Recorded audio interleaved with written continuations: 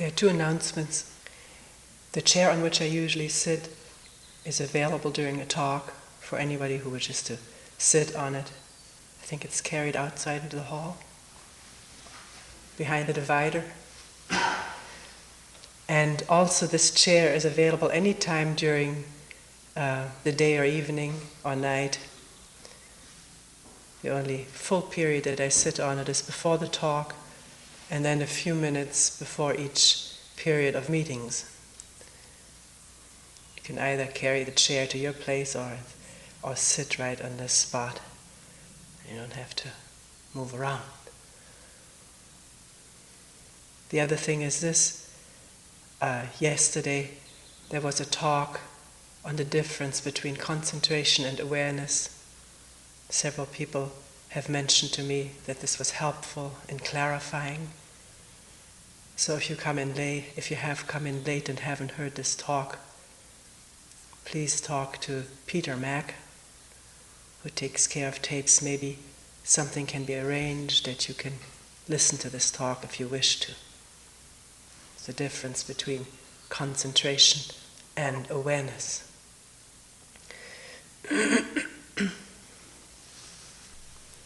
This is the second day of the April 87 7-day retreat.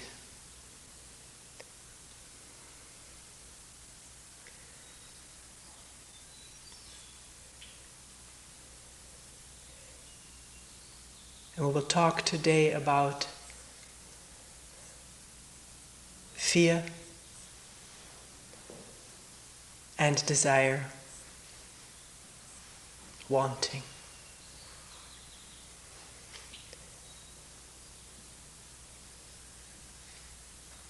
We talk about both of those movements because they are related, very, very intimately related.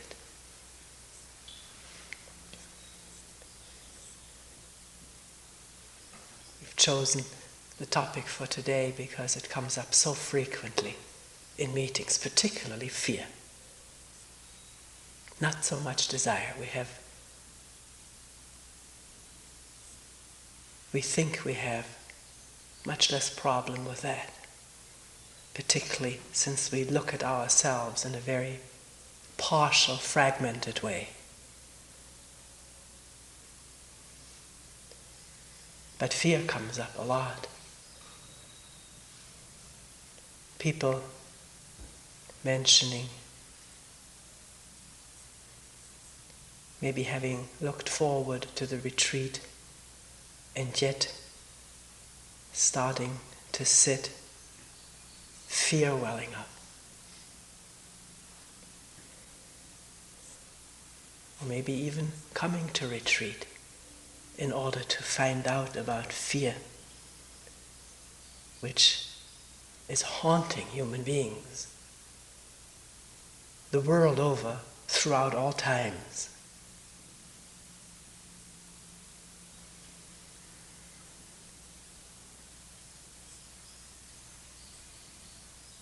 I think one can safely say that there's fear in almost every human being.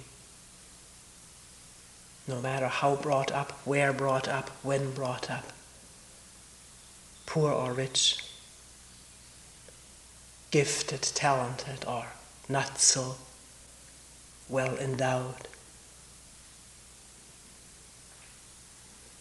And it would be good if oneself, in living and sitting, could trace fear, be totally intimate with it, and not engage what we usually do is running away, escape, which takes all manner of forms. The escape from fear, from anxiety, and the pain of fear and anxiety.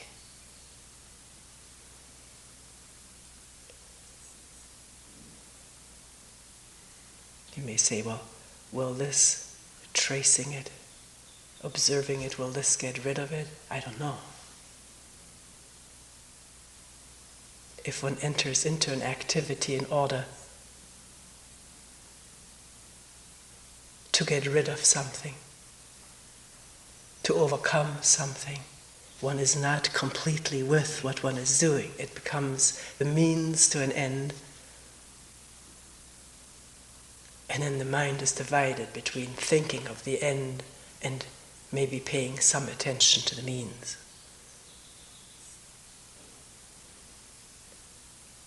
But here, as we talked about very carefully yesterday, we're here to look at what's there.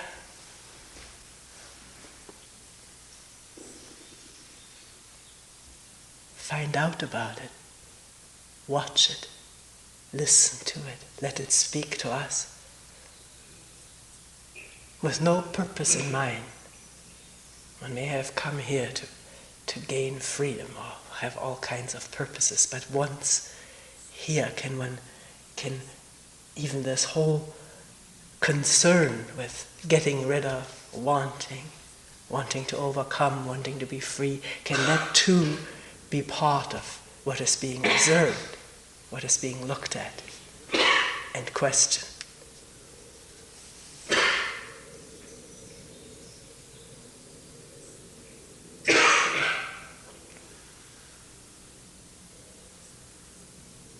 And it may just be in this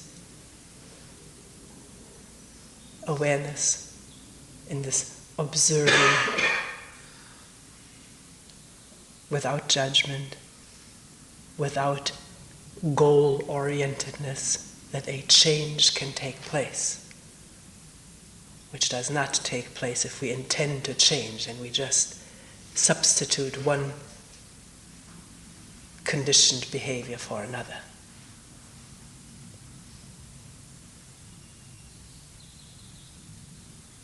So what is fear? What are the manifestations of fear? What is the origin of fear? Again, not talking about it to bring forth another psychological theory about fear, which one can add to one's store of theories about fear. One could maybe better look in textbooks for that. It is so that something that goes on in us day and night becomes accessible to observation. That's why we're talking about it. That's the only reason. Not to become more intellectually knowledgeable about me, human beings, but to see whether by talking about it, questioning it, together discussing it in meetings, something that moves us, drives us, or inhibits us, pains us, make us run or clutch, becomes accessible to observation. An observation which is not judgmental. It has no goal of getting rid of what is being observed. We said it before, I'm saying it again. It's a complete witness, as if the word isn't good enough because there's no one to be with it. It's just the seeing what's there, but no one seeing it. Light illumining what is there. Understanding, discovering, insight. All of these words describe this attention, which is not thinking about something, it's seeing something. And I think people are getting sensitive to the difference between thinking about oneself and observing or discovering what's there, or what just was there a moment ago. still reverberating in the memory and to be seen.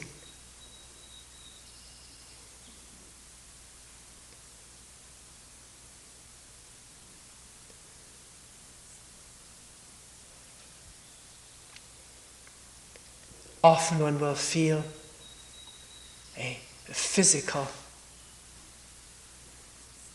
sensation, physical sensations which one has learned to label fear or anxiety.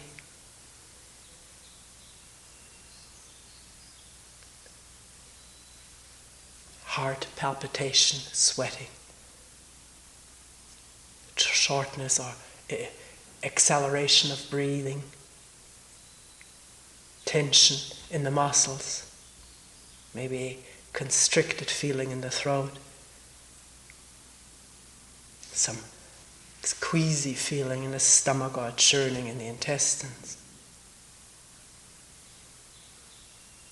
And that one has learned to label as fear or anxiety. And one doesn't like it. It's uncomfortable.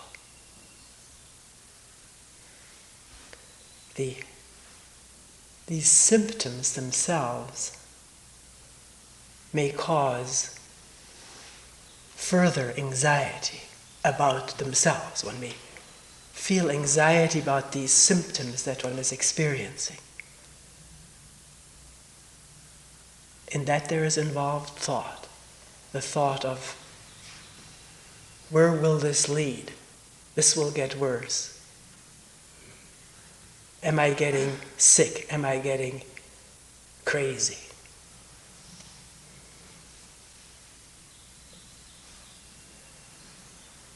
And such thoughts augmenting the symptoms or adding to them.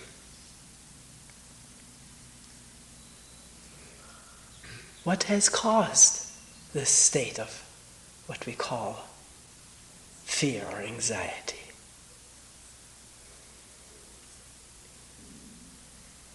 What has brought it about? Why is it there suddenly? Or sometimes sort of just sitting there, being there most of the time, like an undercurrent of one's life.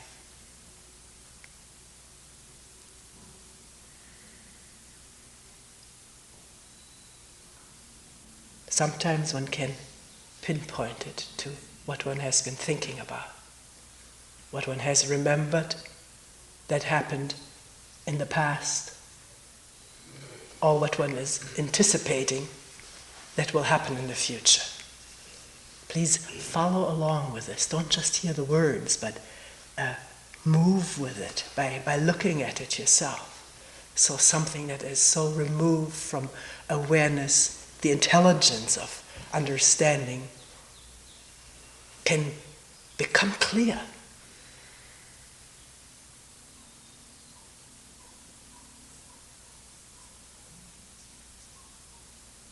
Become understandable, discoverable from moment to moment. So one may remember something that happened.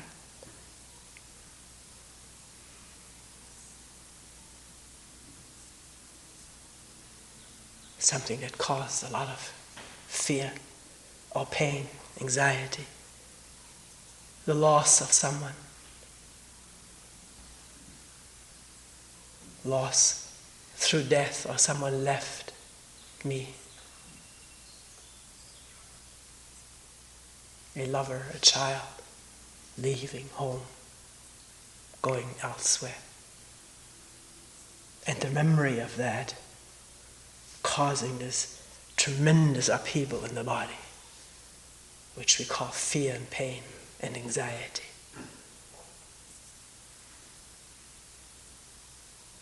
And the fear that this may happen again.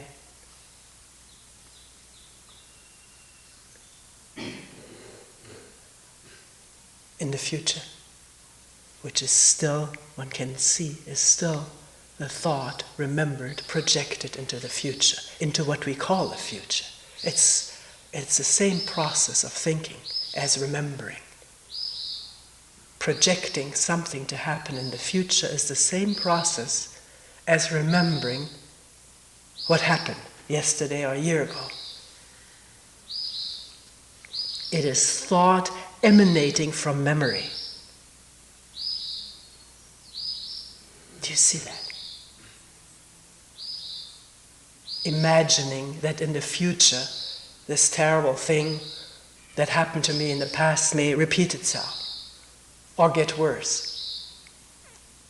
Or some new thing happened that hasn't happened in the past, but I remember hearing about it, reading about it.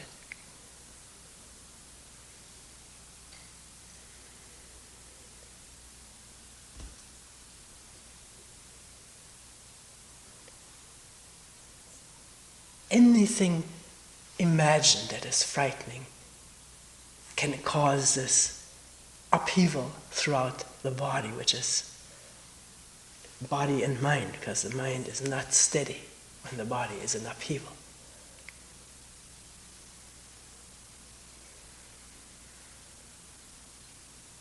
Remembering as a child, we had a beautiful apartment, and there were some trees around the apartment house. It was a residential, fine residential area.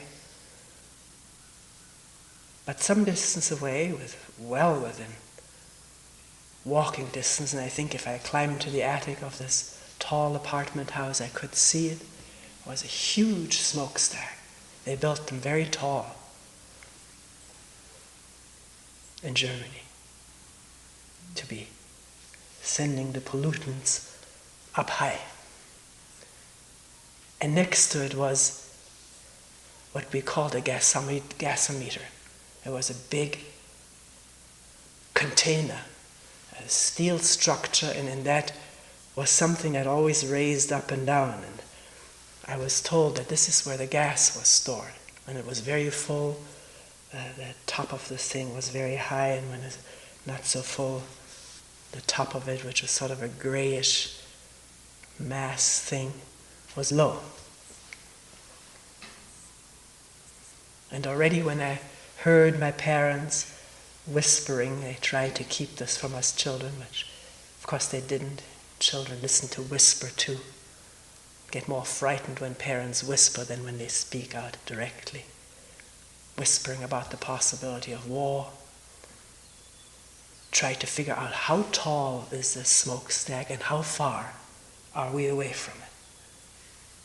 Because I asked people, I think I even walked it out in steps to figure out when this gasometer was hit, which I was quite sure it would be. It seemed to be an imminent target for a bomb. Then would this thing fall on our house, which it never did. But I spent many fearful hours, nights. Whenever the thought occurred, there was the fear.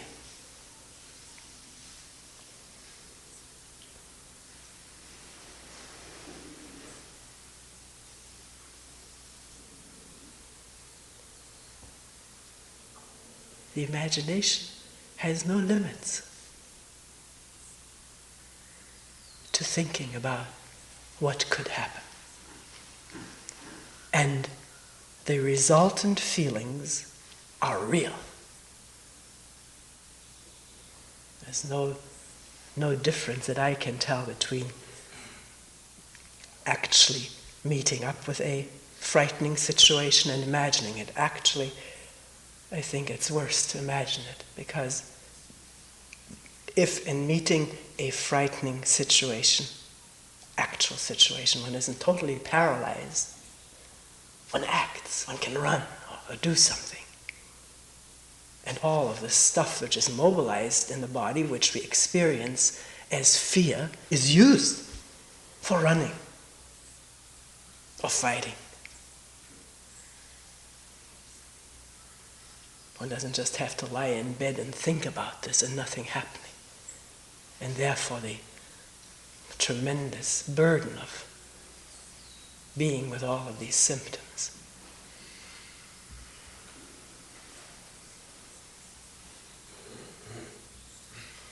So, can one see that thoughts remembered and thoughts projected into what we call the future, which is imagination, because there's no future except imagine, there's only now.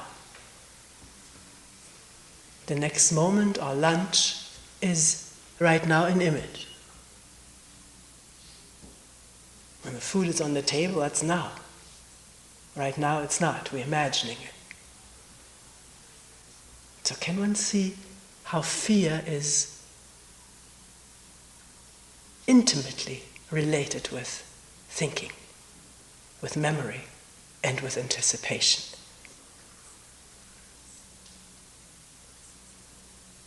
With thinking and with time. What was and what will be.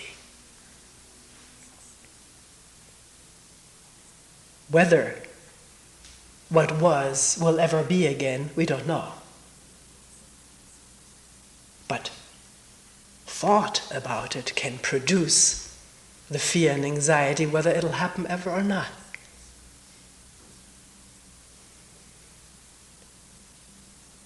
Most of the things, I think I've mentioned it before, in my life being very quite timid, fearful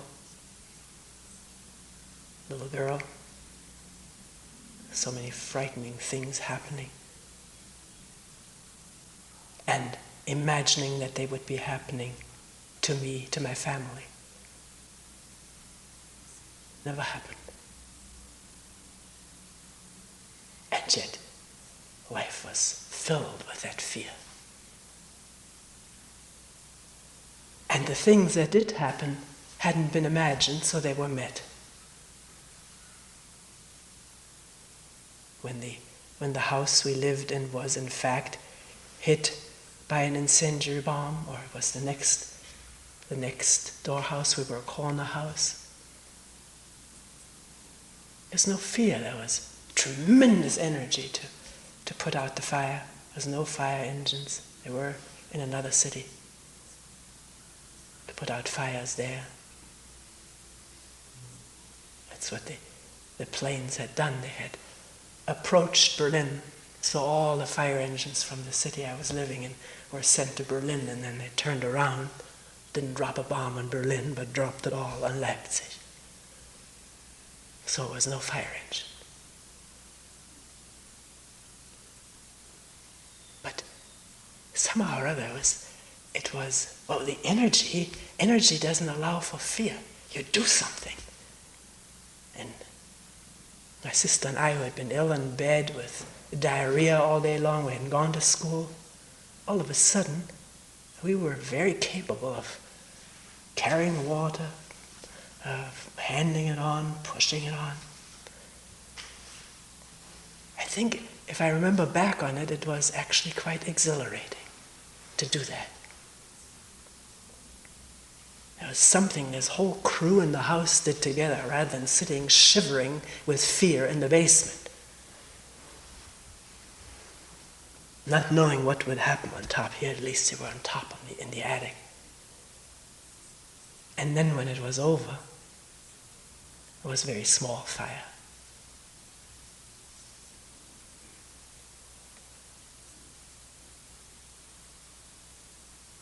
Lying back in bed, tremendous gush of thoughts. My God, what could have happened? And this will happen again. I know it's going to happen again, because every city is repeatedly being bombed. And a darkness descending, the darkness of fear and depression, hopelessness, pain.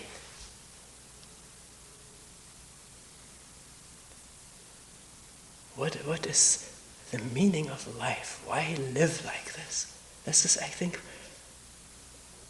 that aftermath after the fire was one of the birthplaces for this question of what meaning has life? Not completely throwing it out, saying it has no meaning, but questioning it thoroughly. And that question not letting go of the mind. Why be born to live, to die or suffocate or be ripped apart or burned to death like this?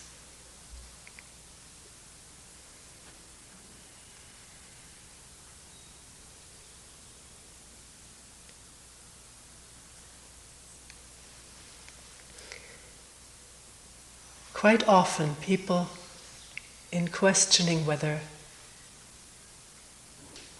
one knows why one is afraid, one is aware of what has gone on in the mind, either will say, yes, I'm afraid that this or this or this may happen.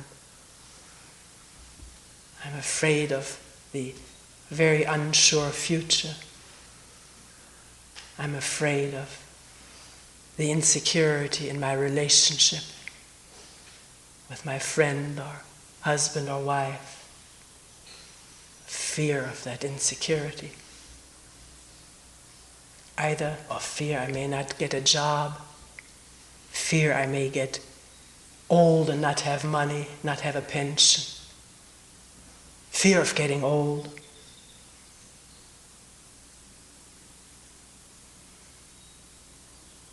Maybe getting ill and no one taking care of me, or just not losing my youth, my beauty, or good looks, and not being attractive to someone else anymore.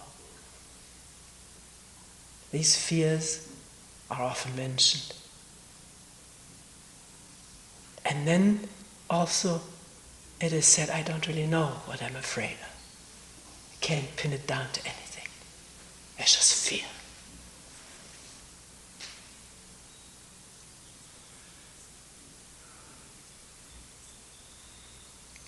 Of course, thinking does not just take place on the conscious level. There is what is called unconscious thinking and imaging. There are memories which are not available to the conscious mind at this moment. It doesn't mean they're totally unavailable. Because if one begins to live attentively, openly, it's amazing what surfaces from the so-called unconscious mind. A conscious mind that is not a strictly censored barrier against unpleasant or threatening unconscious memories will perceive. There will be perception of what one has forgotten. People report this very often in retreat, that suddenly a childhood experience in all graphicness and all drama will surface. One will just see this whole thing, which one had totally forgotten about. It's when the surface mind is not busily occupied to keep out what is threatening and fearful. As long as it is busily occupied to keep out, keep under lid and cover what is threatening,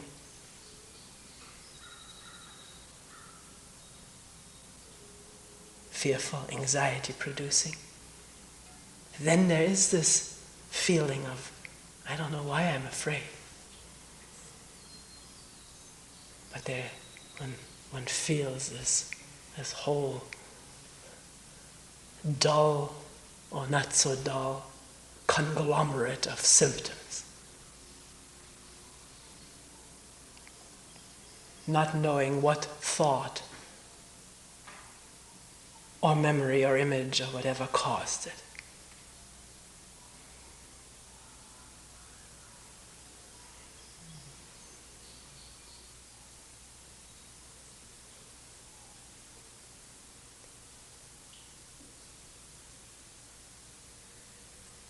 In coming here and mentioning in meetings the fear connected with this work,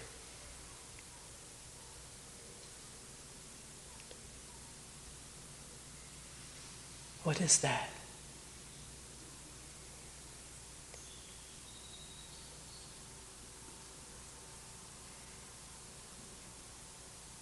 have different descriptions for it. One has looked into oneself, has seen or is seeing the whole structure and movement of the self-image.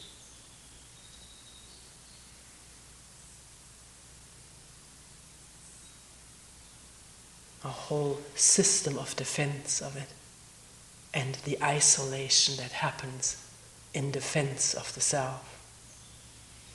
We're just taking one aspect there, the other aspects of trying to aggrandize it, trying to protect it from hurt, trying to become somebody. And having noticed all the emotions that go with it, ambition and yet fear of not attaining, fear of failure, the pain of isolation from other people through self-serving action, self-centered action. Having some insight into that, observing it, there often comes the conclusion this self must go.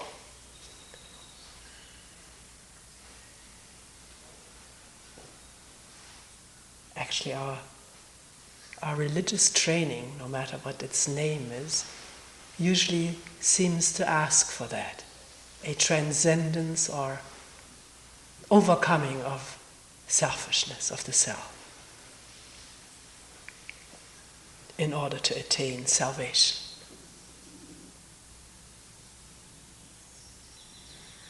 One may have even tried to overcome selfishness through more or less rigorous training methods, and yet maybe discovered that these rigorous training methods themselves are an expression of the self, wanting to overcome itself in order to attain a better state, realizing the self is still there, palpable, and afraid. Afraid of not continuing, afraid of disappearing, afraid of falling apart. These are things that people mention, expressions given to feelings in doing this work. I'm afraid I'm going to fall apart, or of disappearing, or having to overcome myself. It's all thought, isn't it? It's all thought and imagination.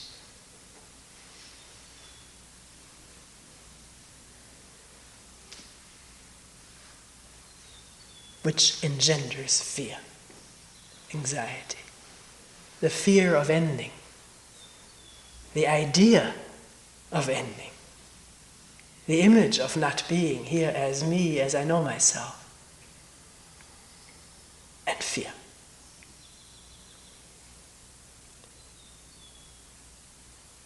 I don't really know how it is to be there without being there, but imagining it, I don't like it, one feels.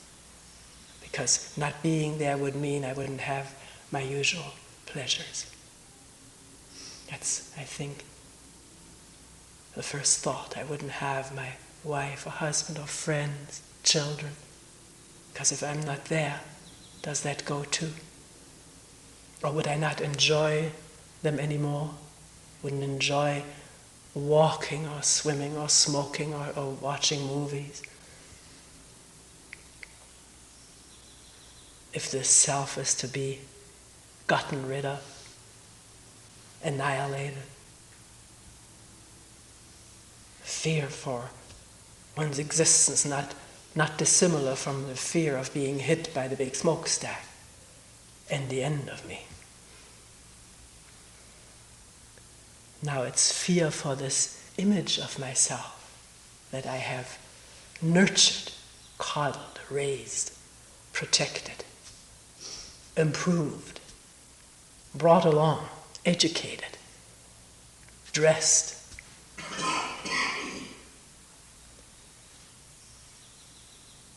Made very sociable, met many friends. It's all image, isn't it? And the fear for that, as for one's own physical life, the fear for this self, trying to imagine what it'd be like if it wasn't there, and fear, anxiety.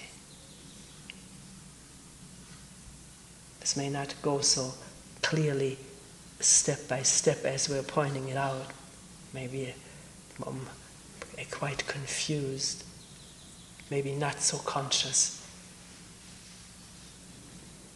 whirlwind of thoughts and images. But here I am with this fear. And I don't like it. I want to get rid of it. That doesn't help my practice. Distracts me from concentrating, or because we talked about concentration yesterday. I don't know whether it's the end of concentration for us here.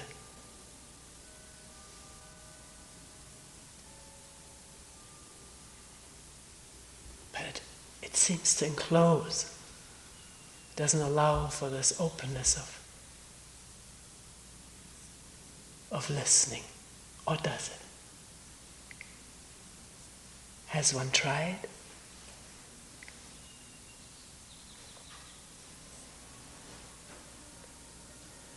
How does one go about this? Sitting with this glob, this knot of fear and anxiety, which has its tentacles throughout the organism and the mind.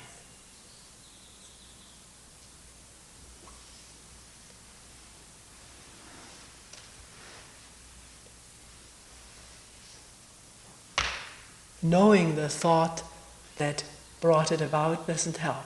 Knowing how it originated, it started when I thought of my future. That knowledge, that memory of memory doesn't help, does it?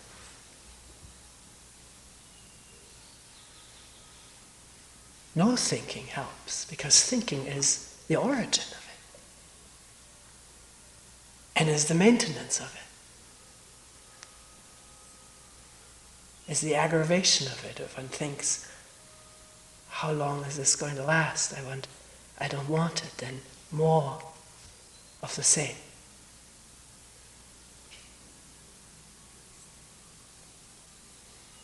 I wonder whether one has to come to a point where there's absolutely no choice of what to do.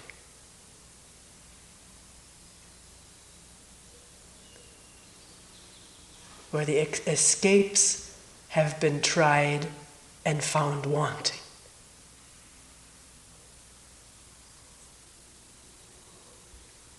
Temporarily, the escape brings pleasure, relief, distraction.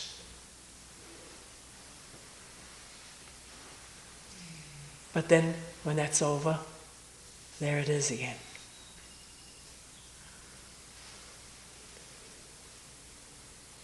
One may have broken one relationship with a person, started a new relationship, and there's the fear, will this one last? Will I really find security and refuge into my old age with this person?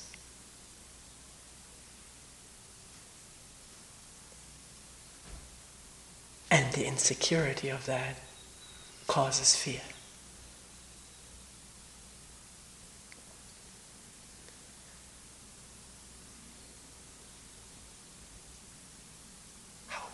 How will one sit with this, be with this, when there's no choice? As long as there is a choice, we escape. We've been doing it for thousands of years, escaping from fear. Into entertainment, into the churches, into the military service, into the career, into raising children, to have something concrete take the place of vague fears of what am I? What will I be? What's the meaning of my life? And for some people it works. Maybe for a certain time, I don't know. But for most of us it doesn't. Somehow or other, it always breaks back through the pavement, the black top or the asphalt that has been put on top.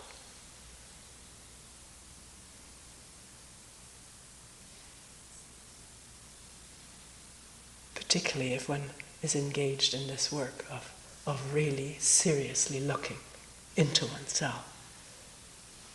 What is going on in this human being from moment to moment with sensitivity and a porousness.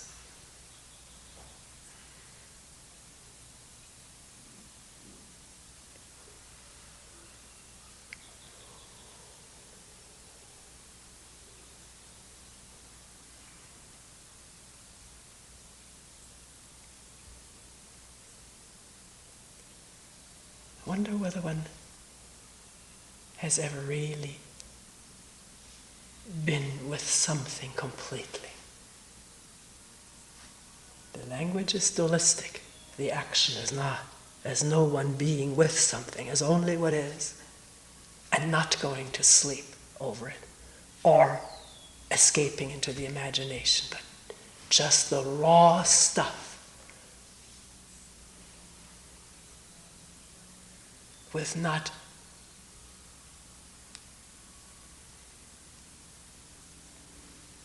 a hairbreadth of separation.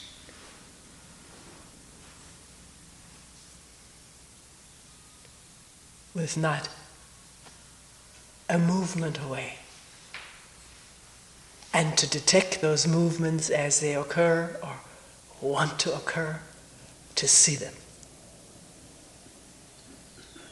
If they're seen, they don't take place. One sees escape and one has been through escape 1,000,000 times.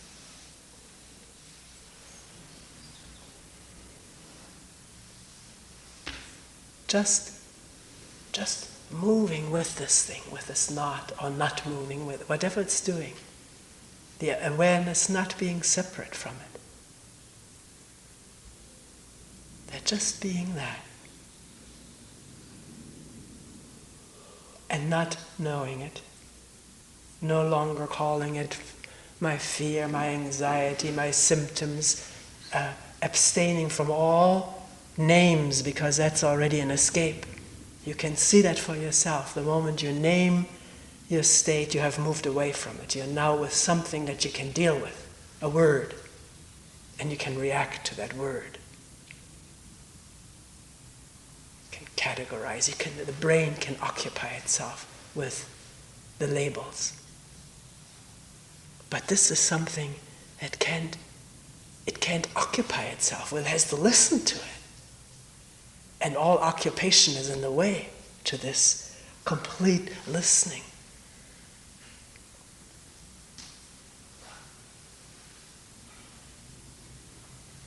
The thought, hey, what's going to happen if I do this, is another escape. You don't know. You don't know. If you imagine it, then there's either hope or more fear. But not this thing right now. This immense thing that human beings have labored under, escaped from, since time immemorial. Why not find out about it?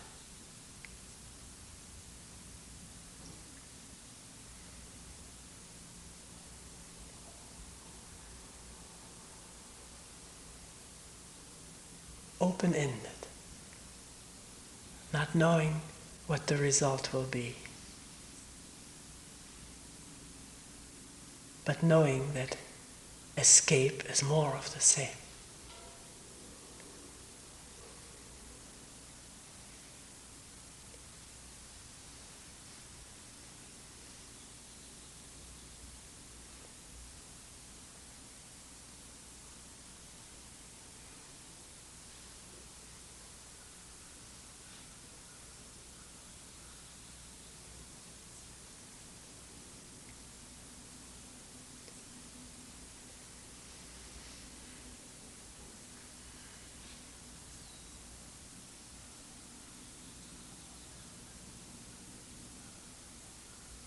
with this attention, which is not exclusively focused.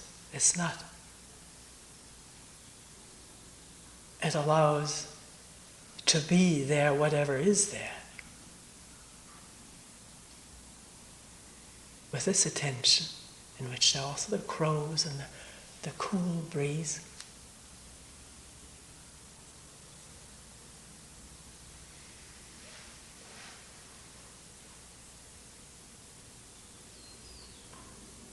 A thought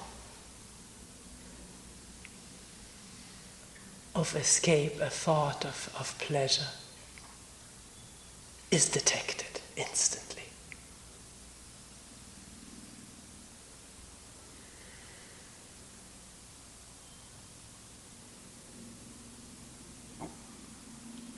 Not that it's bad, but it's imagination away from what is. That can be seen.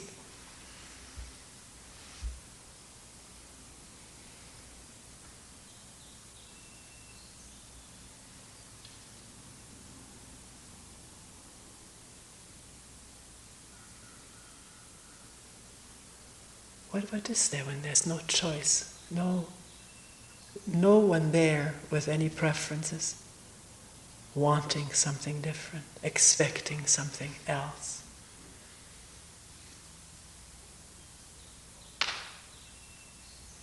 Hoping.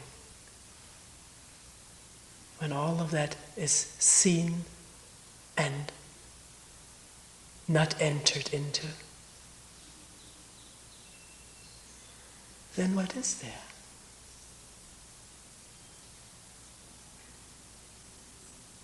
Then is there any problem?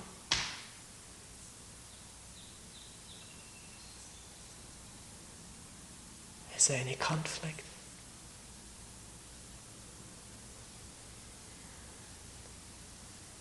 Or can whatever is there just be and do,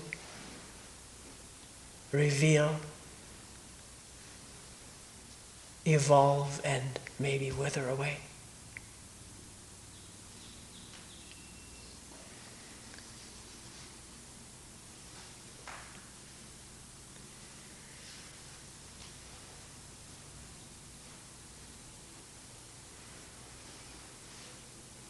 And it's not just that.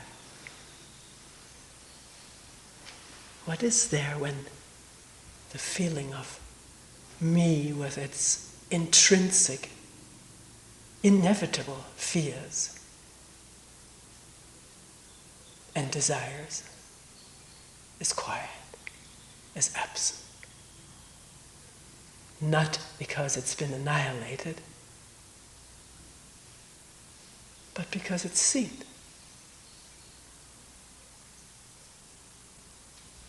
They're seeing now.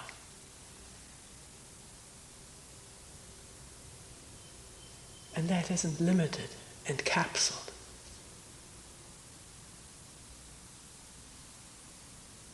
Into my wants and my fears. It's open and without borders.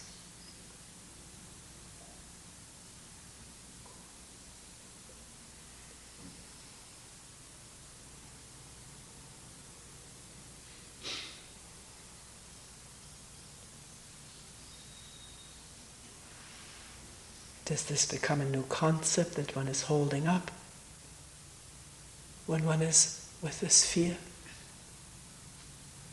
To see it and to drop it if this is what's taking place.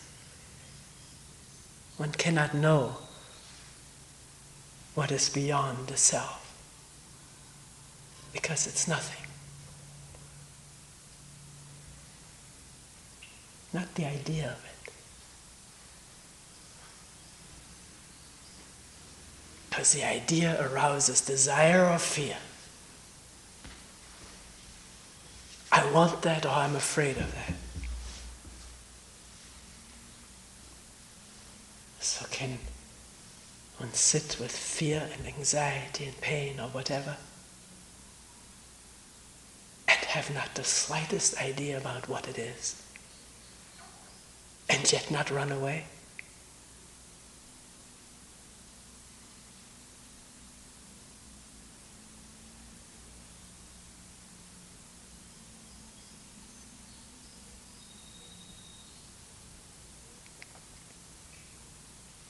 And when it disappears, as it does, then will one go to sleep again with one's fantasies?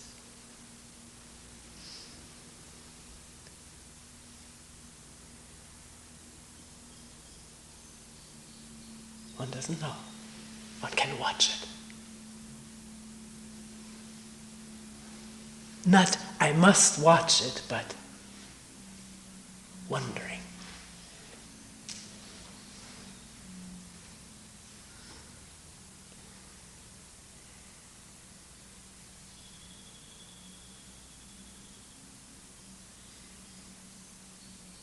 An open wondering that has no focus anywhere.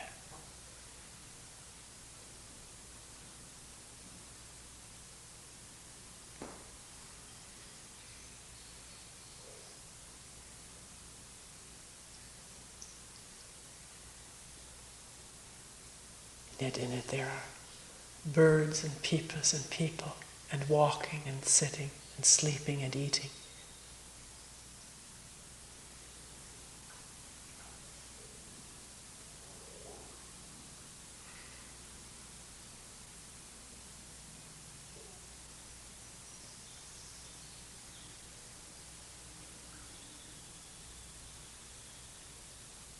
Not as ideas, but actual.